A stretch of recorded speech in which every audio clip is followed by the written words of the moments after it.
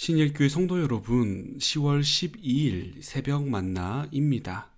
오늘 하루가 주님의 선한 일꾼으로서 세상에서 그리스도의 향기를 나타내시는 복된 하루가 되시기를 주님의 이름으로 축복합니다. 오늘 우리가 나눌 하나님의 말씀은 디모데전서 5장 9절에서 16절의 말씀인데, 바울이 디모데에게 과부를 교회에서 도울 것인데 어떤 과부를 도와야 하는지를 가르치는 내용입니다. 본문의 말씀을 제가 읽도록 하겠습니다. 과부로 명부에 올릴 자는 나이가 60이 덜 되지 아니하고 한 남편의 아내였던 자로서 선한 행실의 증거가 있어 혹은 자녀를 양육하며 혹은 나그네를 대접하며 혹은 성도들의 발을 씻으며 혹은 환난당한 자들을 구제하며 혹은 모든 선한 일을 행한 자라야 할 것이요, 젊은 과부는 올리지 말지니 이는 정욕으로 그리스도를 배반할 때에 시집가고자 함이니 처음 믿음을 저버렸으므로 정죄를 받느니라.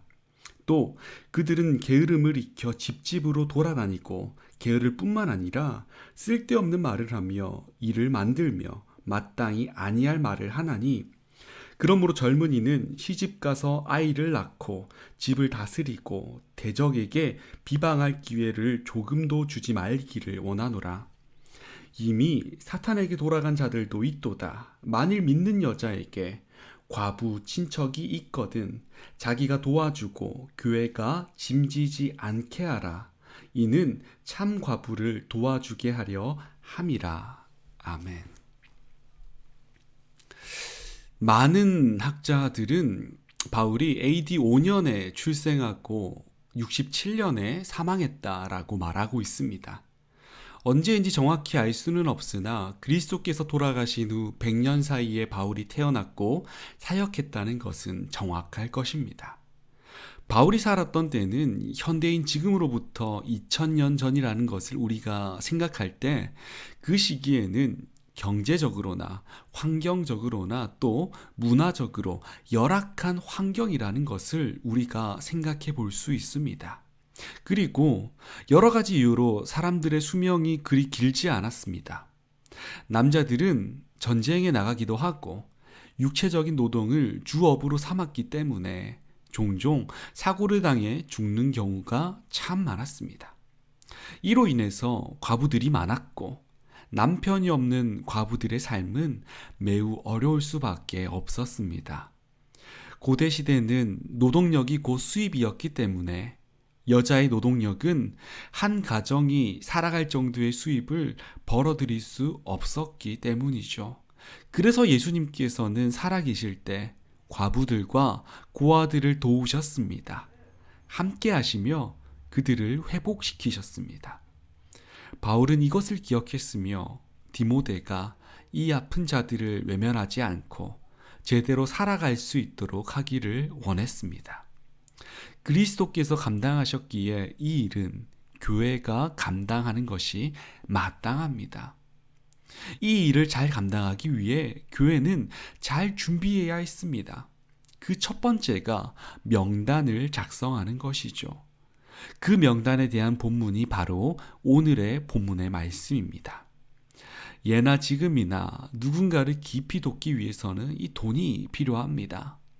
교회에서의 돈은 성도들의 헌금에서 비롯됩니다. 그러기에 이를 잘 사용하기 위해서는 사용하기 위한 기준이 필요한 것이죠. 바울은 그 기준에 대해서 몇 가지를 말하는데, 그 첫째가 60이 넘은 자여야만 한다는 것입니다. 그 당시 60의 나이는 노동하기 어려운 나이였습니다. 즉, 자력으로 돈을 벌기 힘들다는 것이죠. 그러기에 그들에게는 도움이 필요했습니다. 두 번째 기준은 한 남편의 아내였던 자여만 했습니다. 이 말은 여러 명의 남편을 가진 자, 즉 문란한 자가 아니어야 한다는 것입니다. 세 번째는 선한 일을 행한 자만 했습니다. 세 번째는 선한 일을 행한 자야만 했습니다. 자녀를 바로 양육하고 나그네를 대접하고 성도의 발을 씻기는 것과 같이 착한 일을 한 사람을 명단에 올려 도우라는 것입니다. 왜 이런 기준을 두었을까요? 교회는 성도들의 헌신으로 구제 사역을 이어갑니다. 성도들의 노력, 성도들의 돈이 바로 그것이죠. 그러기에 성도들이 도울 만한 사람이라 인정되어야 하기 때문입니다. 이어서 11절부터는 명단에 올리지 말아야 할 과부들을 말합니다. 젊은 과부들이 그 대상인데요. 여기서 젊은 과부란 60이 넘지 않고 경제활동이 가능한 사람을 의미합니다. 당시 많은 젊은 과부들이 있었는데 그들 중 대다수가 자신의 생계를 쉽게 이어나가기 위해 이 집 저 집을 돌아다니며 성적인 관계를 가지고 그 대가로 돈을 받았으며 이렇게 생계를 이어나갔었습니다. 일할 수 있음에도 게을러 쉽게 무언가를 얻으려 하는 것이죠. 바울은 그녀들에 대해 11절의 말씀에서 이렇게 말하고 있습니다. 11절의 말씀을 제가 다시 읽겠습니다. 젊은 과부는 올리지 말지니 이는 정욕으로 그리스도를 배반할 때에 시집 가고자 함이니. 바울은 이를 경계한 것입니다. 교회가 이러한 사람을 돌보게 된다면 교회가 헌신한 그 귀한 물질을 잘못 사용했다는 비판을 받기 때문에 젊은 과부는 명단에 올리지 않았던 것입니다. 마지막으로 16절에서 바울은 믿는 과부의 친척이 있다면 그 친척이 과부를 돌보도록 할 것을 말하면서 과부에 대한 구제사역 방침을 마칩니다. 신일교회 성도 여러분, 바울은 지금까지 어떤 과부를 도와야 하는가, 그리고 어떤 과부를 돌보지 않아도 되는가에 대해 말했습니다. 이 말씀을 듣고 어떤 생각이 드십니까? 어떻게 교회가 사람을 나누어 도울 수 있어? 와 같은 생각을 하시지는 않으셨습니까? 과거 고대 시대에는 복지라는 것을 거의 찾아볼 수 없었습니다. 과부와 고아는 사회적으로 약자이며 동시에 비난받아 마땅한 사람처럼 여겨지고 있었습니다. 그러나 교회는 달랐습니다. 교회는 그들에게 손을 내밀었습니다. 그리스도께서 하셨던 것처럼 말이죠. 오늘 본문을 보면 그 시대답지 않게 굉장히 체계적으로 약한 자를 도왔다는 것을 알 수 있습니다. 필요한 사람에게 필요한 도움이 갈 수 있게 말입니다. 그렇다면 이 젊은 과부는 어떻게 되는가라고 생각할 수 있을 것 같습니다. 교회는 그들을 과부의 명단에 올려두지 않았지만 교회 공동체가 젊은 과부의 영적 단단함과 영적 성장을 돕기 위해 참 많은 노력을 했을 것입니다. 특히 늙은 과부가 젊은 과부를 도왔을 것입니다. 신앙의 선배로서, 과부의 선배로서 위로하고 내가 받았던 것을 나누었을 것입니다. 늙은 과부는 하나님의 위로를 경험했던 자였기 때문입니다. 신일교회 성도 여러분, 오늘 본문의 말씀은 우리에게 구제에 대해 말하고 있습니다. 교회가 세상 속에 존재하는 이유는 복음 전파 때문이긴 합니다만 그 속에 구제가 존재합니다. 돕는 일 말입니다. 넘쳐나는 복음 속에서 구제를 잊지 않았는지 우리는 점검해 볼 필요가 있습니다. 복음만 있는 교회는 결코 교회가 아닙니다. 복음 속에 구제가 있어야만 합니다. 그러기에 우리 교회가 가까운 곳부터 저 먼 해외까지 선교 홍금을 보내며 위로하고 구제하는 것이 아니겠습니까? 오늘 우리가 교회 속에서 도움을 필요로 하는 지체가 있는지 곰곰이 생각해 보시기를 소망합니다.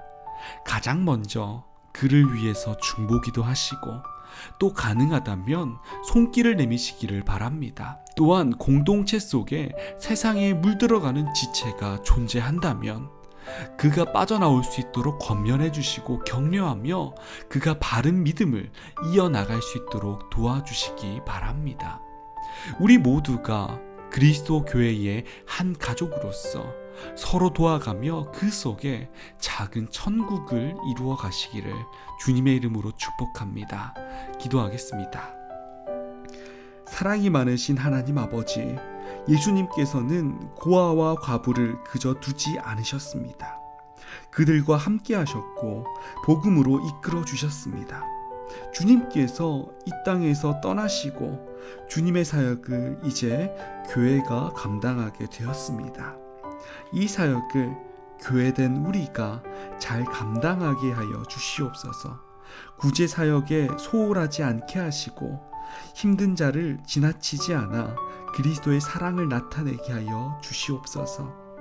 그리하여 그들이 바른 믿음 안에서 자라나길 원하오니 하나님, 우리에게 지혜를 허락하시고 우리가 행할 수 있는 용기를 허락하여 주시옵소서. 사랑이 많으신 하나님, 주님의 말씀을 따라 말씀을 기억하며 오늘 하루를 살아가기를 원합니다. 성령님, 내 마음에 주님의 사랑을 허락하여 주시옵소서.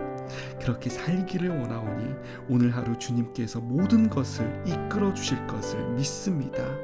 주님의 이끄심을 믿고 의지하오니 아버지 함께하여 주시옵소서. 사랑합니다.